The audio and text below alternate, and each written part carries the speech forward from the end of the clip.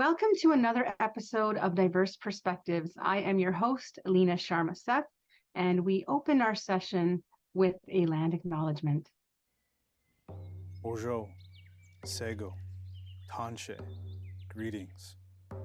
Halton Region acknowledges the treaty lands of the Mississaugas of the Credit First Nation, as well as the traditional territory of the Haudenosaunee, Huron-Wendat, and Anishinaabe on which we gather.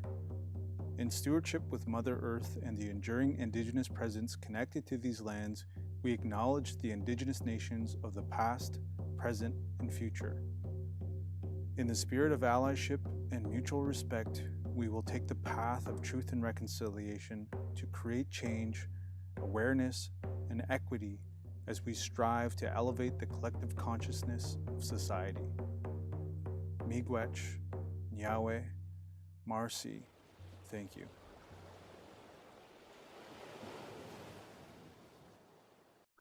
Okay, so we just had our land acknowledgement, and I'd like to read an additional piece to support our reflection, especially if we identify as settlers, from today's guest's new book called Becoming Kin. Restored relationship is always a possibility, and exile is not forever. The year of Jubilee is long past, and it's time to restore the land to the original people. In the United States and Canada, institutions are beginning to talk about improving relationships between institutions and Indigenous peoples. They call it decolonizing. Churches, colleges, and settler organizations are beginning to recognize the colonial history of these countries and are trying to improve their relationships with Indigenous peoples. But decolonizing is not another word for anti-racism or anti-oppression. It is not just another way of saying diversity and inclusion. As Eve Tuck and Kay Wayne Yang remind us, decolonization is not a metaphor. We could be the most anti-racist society on earth, but as long as America relies on stolen land and the displacement of Indigenous people, it will remain a colonial state. Decolonizing means returning the land to the people from whom it was taken. As a thought experiment, I want you to think about what would happen if churches and businesses returned their land to the Indigenous people from whom it was taken. They would run the risk of eviction, that's true. But how would it change their behavior now that they're motivated to avoid eviction? How would churches act towards Indigenous peoples to ensure that their yearly lease gets renewed? What practices would businesses put into place to keep their place? How would that change in ownership change priorities? What ripples would that have in the broader community? We must listen to the stones and what they might be telling us. We must listen to and acknowledge the land's grief. At the very least, we must stop participating in policies and practices that enact or entrench further displacement. So really appreciating the words of our next guest. And as a settler in Canada, a child of Punjabi immigrants from India, I continue to work to embody what it truly means to be engaging in truth and reconciliation work in Canada. As more and more of the world awakens to the true cost and impact of oppressive systems like colonization, patriarchy, white supremacy, and genocide to our collective humanity. When I think about what a map for reconciliation might look like, I think about my next guest's book. Somewhere beyond the pastures of denial and shame, somewhere between the valley of grief and the mountains of action and reconciliation, there's a lake that each settler must cross, that I'm thinking about as reflection and reckoning. And the only way to cross this lake is by centering our relationship to land and our relationship to each other and community. So it's a deep privilege and honor to be in community with my next guest, Patty Krawec, author of Becoming Kin. Patty is an Anishinaabe and Ukrainian writer from Lac Seul First Nation. She's the co-host of the Medicine for the Resistance podcast and co-founder of the Naganagan Foundation, which collects funds and disperses them to Indigenous peoples and organizations. Her work has been published in Sojourners and Canadian Living. She's active with the Fort Erie Native Friendship Center and the Strong Water Singers. Krawec is a member of Chippewa Presbyterian Church and lives in Niagara Falls, Ontario. Welcome, Patty. Hey, thank you for having me. So happy to have you. I've so appreciated moving through your book and really just following along with your journey through your podcast work and just your thought leadership as well. So appreciating it. So the first question I think I've been wanting to ask is, what compelled you in this moment to write a book like this? Yeah, so I didn't actually set out to write a book. That was I was angry. I was angry about feeling erased. I was angry about feeling I talk often in the book about the church. I'm speaking often to Christians, because that's where I grew up. That's, I feel, where Canada and the United States grew up, whether they think of themselves as Christian countries or not anymore. That's where they grew up. And so, we all kind of carry that bag. Those of us who grew up in the church, we all carry that baggage with us, whether we've stayed or left.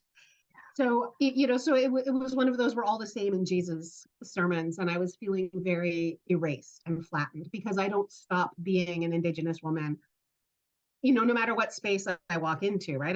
That's always who I am. And, and so I was angry. And so I was kind of posting about it on social media, and that didn't make me feel any better. So I wrote an article that Sojourners magazine published, and it was about how the church finds home in a way that makes Indigenous people homeless, and then kind of consumes our identity, erases our identity.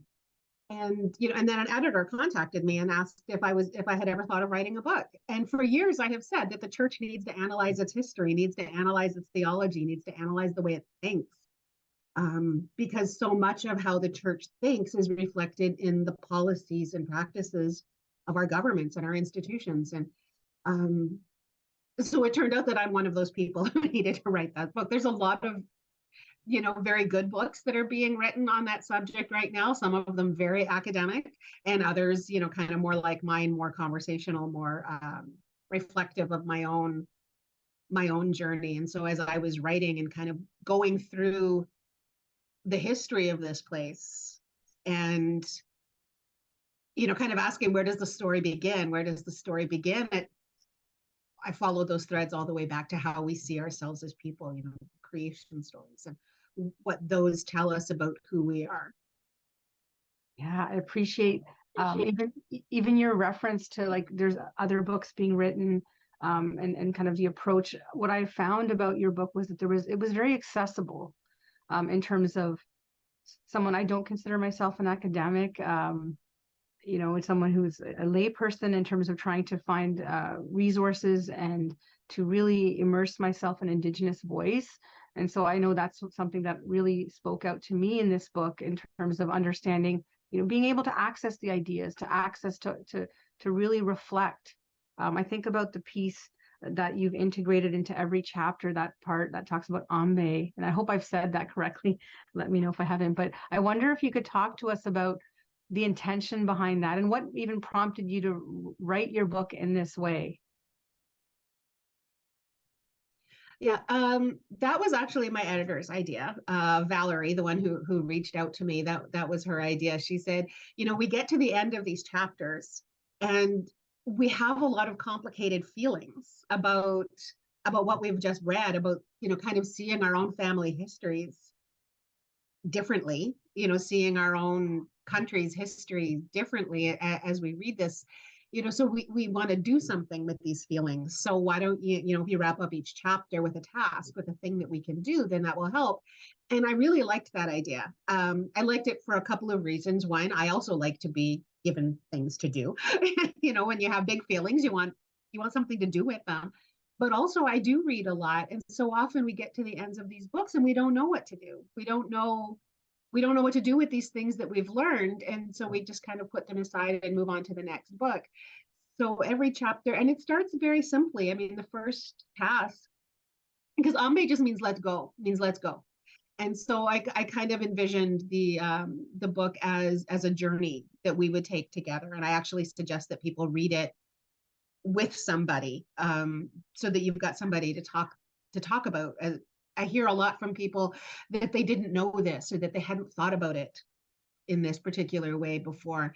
And so tasks operate the same way. Let's do this task together. And the very first task that I ask people do is to just notice, just where are the Black and Indigenous people in your life? Where are we?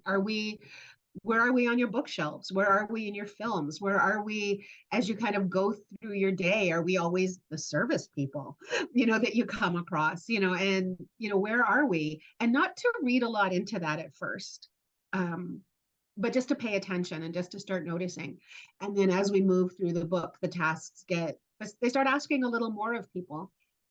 And another part of that I have really come to appreciate, but that I don't think I thought of at the time that I was doing it, was we do tend to skate past the hard things. We do tend to kind of move past them. And when I talk to people, often groups that have completed the book, and then I'm kind of coming in at the end of their book club and talking to them, they've latched very hard onto the hope and onto the possibility of relationship. And I feel like I don't get the sense that they have sat in the difficulty and the challenge of it. And so these tasks are also a way of slowing people down.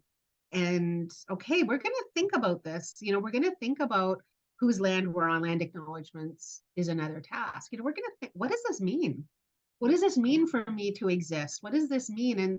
And to really look inwards, because it's very easy to look outwards and to say, well, they weren't real Christians, or, they weren't, they're just conservative, or they're just this, or they're just that, and they're ruining everything. Well, what about me and my own role in the community that I live in? And so that's what I want. I want people to turn that inwards into their own selves, into their own communities, and for, in their own theology and in the songs that they sing, and all of these different ways that these ideas have kind of become part of our lives. Appreciate that. It makes me think of this idea that we earn the right to have some of these conversations. And I'm not one who necessarily believes reading a book is the work. It's part of the work, but it's as you say, and kind of weave in through your book, that idea of who are you doing this work with? If you're just reading that book alone, and then I have conversations with people who are like, well, I've read, these books, over the last couple of years, and I have a good understanding of the Indigenous worldview and all that that the community suffered. And I'm like, well, what are we doing with that? And so I love that there's such an action orientation opportunity with this book in terms of even where we can start. So, that with each of the chapters, there is that Ambe piece. So that way it's like by the end of the book, if you've done all of them, you've really got you've started to break that soil. That's that hard soil where you're like, there's a story you were telling yourself before you read this book, and how are you beginning to interrogate that story? And thinking about story, I think about some of the ways that you conveyed. The first part of the book is really an emphasis on history, and kind of really bringing forward things that I'd never heard of, and pieces in history, and the way you even kind of intersect different pieces that maybe hadn't been even presented in other ways that we've heard Canadian history, and I think of the one, and I might not say this right, is it Nana Buju? Have I said that correctly? Nana Buju, yeah. Nana Buju. I wonder, what compelled you to kind of, how did you come up with the ways that you kind of integrated the story to as kind of segues into history? Well, the book actually, every chapter as I'm writing it, it started off in this very kind of academic way of writing. I am not an academic. I have a bachelor's degree in social work. I did 20 years altogether of social work, but I'm not a trained academic. I'm not a trained historian. I love academics. I love listening to them and reading their material and talking to them. I like hanging around with them. I have friends who have doctorates in their way. Anyway, so the writing always started in that kind of academic headspace. And then with every revision, it got more and more personal. And I started telling more of my own personal stories. Well, how does this history affect my family? And what other stories are told? Because I grew up hearing only Christian stories, right? The Christian story of creation, the Christian story of, the parables and all of those things. But what stories do the Ojibwe people have? So if if the Christian story tells creation and the kind of the spread of humanity over the globe in one way, well, what does the Ojibwe story tell? And can we hold these two things together in importance. Like it's always, the Christian history is history, and then the Ojibwe stories are legends and myths. Can they all be stories, and can we all learn from them? These are the stories of this place. The Nana Bojo stories, and you'll hear him called Nana Bush and Wayna Bojo, and different, depending on dialect and community. So, but those are the stories of this place. And I think if we're going to be rooted in this place, then we need to listen to the stories that emerged here. And I mean, I've got this Substack where I kind of put books in conversation with each other, also called Ambe. And I think we can do that. We can put our stories together, the stories of this place and the stories of other places, and put them together and see what emerges from them, see what we have to say to each other.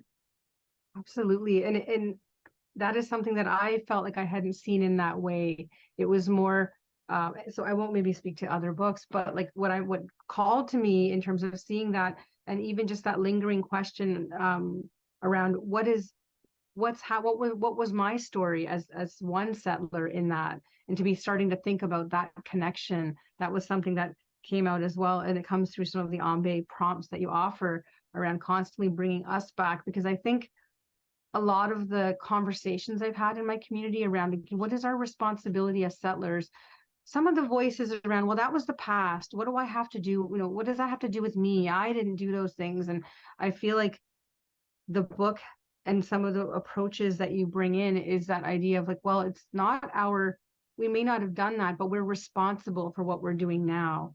And so, and to make that accessible in terms of like, what does it mean to be doing the work? And so those hard conversations around complicity and accountability of like, okay, if we really are re-examining our relationship to land, and we are introducing things like land acknowledgements, what does it mean? Why is history important in doing kind of work like that authentically?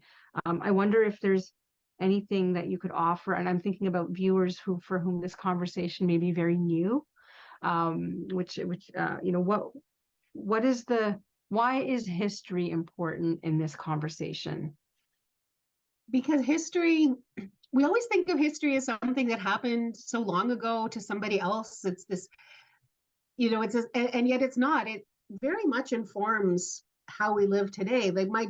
So on my maternal side, my grandmother is German, lived in the Ukraine, and she was born in the early 1900s. Her parents lived through the Russian Revolution. She was born shortly after the Russian Revolution. So she had firsthand accounts of the Russian Revolution. So I heard from her firsthand accounts of the Russian Revolution. That's how close the Russian Revolution is. I have friends whose grandparents have firsthand accounts of slavery. That's how close slavery is. And then we bring it even closer. My father was touched by residential schools. You won't find an Indigenous person in Canada whose family, that's how recent this stuff is. And I saw, was it Martin Luther King, Barbara Walters, and yes, Anne Frank were all the same age. And yet yes, we see those as three very different periods of history. So we think of history as this faraway thing. And early in the book, I talk about bundles and the need for everybody to pick up their own bundle, and kind of look back at their own history differently, maybe. What is our story of how we got here, of how we got to this place? What's our story? And then to think about that story a little bit differently, like my maternal family found safety here. Great. Where was my father's family supposed to go? They had nowhere to flee to in order to feel safe. And so that's what I want people to do. And I hear that from a lot of people. Somebody just posted out a great Twitter thread about how the book had prompted them to look into their own history. And now they have started learning their language. And they're not Indigenous. They're originally from Europe, or their family. And so they're also starting to build that connection. And I think if we understand our history better, then we can rebuild as equals, as partners, not as Indigenous people who, as Thomas King says, we always have a plight. It's always the plight of the Indigenous people. We don't have a plight. We've been exploited, displaced, and lied to. but we're actually doing very well for people whose religion wasn't and language were illegal for a long time. We're actually doing quite well. So we need to come together as partners. And I think that's a much stronger position for us to move forward and build this Canada that we say we all want.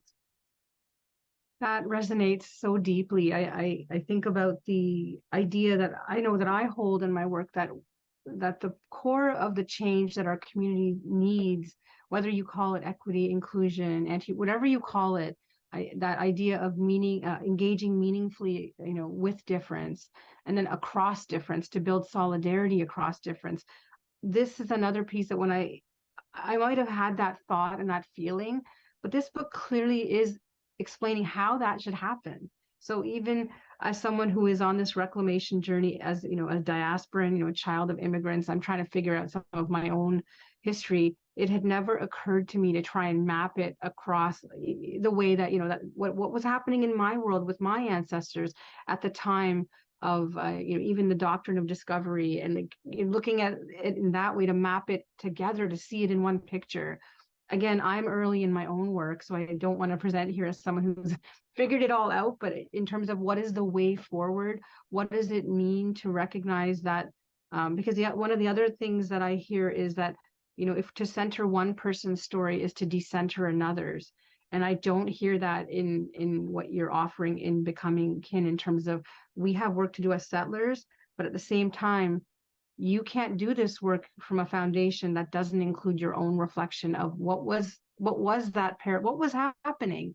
And so I'm still sitting with and working through that too in my own way. But I hope viewers will definitely run out and get this book, because it really is an invitation for those who are ready to do the work now, to have that path.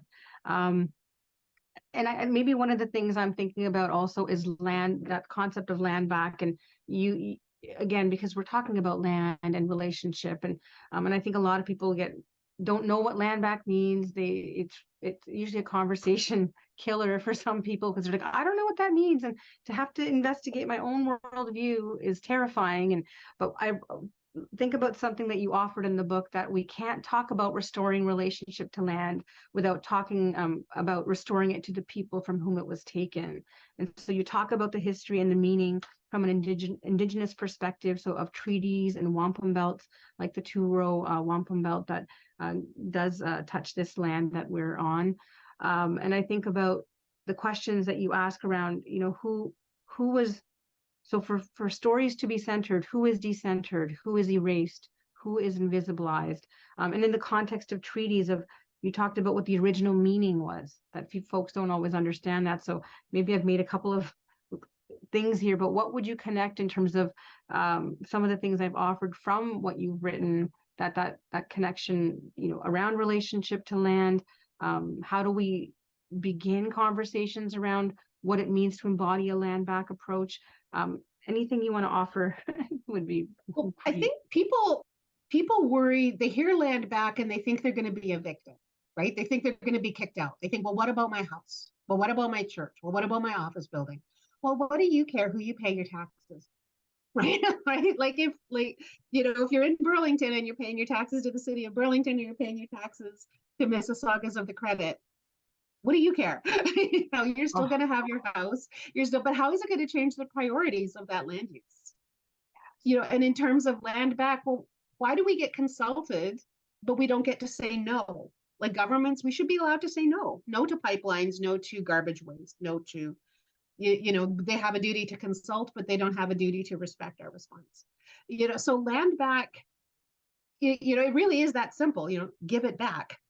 But it can look all kinds of different ways. National parks can be restored to why do we get displaced for national parks and then invited back to perform, to perform as Indians for for events? We'll do it, but why does that have to be our only way back? And so there's all kinds of different ways, but the only thing that people ever hear is you're going to be evicted. It's like, no, if the Haudenosaunee and the Anishinaabe can live together in this one dish territory, really, we can all make it work. Yes, I love that. And it makes me think about the foundation I believe you co-founded. and I know we have a couple of minutes left, and we are definitely going to come back for a second conversation. Tell us a little bit about the foundation, because I feel like it's a perfect segue into what you just offered. Well, it came from a cheeky comment I made on Twitter that somebody should pay their, if they're that upset about, being white and being on stolen land, maybe they should pay some rent. And so I thought, actually, that's a really good idea. So I zipped over to Patreon, created the account. A few years later, journalist Nora Loretto approached me about starting a foundation. We invited activist Terrell Tailfeathers to join us. So it's Indigenous led. Nora is, kind of our token settler on the board, but the rest of the balance of the bulk of the board is Indigenous. We take money and then we redistribute it. It's the website is payyourrent.ca. Nikanagana is a little hard for people to spell. But we have monthly sustainers, we have one-time donations, and through that we support everything from making sure people get their rent paid and they can buy groceries, right up to a hide tanning camp and cultural work and all kinds of just a really wide range of things that people can do. And it's something, and then we offer them kind of ways that they can engage with the people that they're supporting, so that it becomes a reciprocal relationship and doesn't just stay within kind of that charity model. Love that. Thank you so much, Patty. I can't believe how quickly this 27 minutes whipped by. So appreciating what we've been in a position to touch on, and really looking forward to kind of continuing the conversation. And to the viewers, just really can't stress enough, go ahead and get this book. And we will continue the conversation, but really appreciating viewers, appreciating you for continuing to support the show. Thank you so much, Patty, for being our guest on today's episode. And really just continue to, for those of you on the journey doing the work, diversity is a strength in our community. We are smarter, happier, deeper because of the differences in our community, and looking forward to continuing these conversations. Thank you again, and we'll see you next show.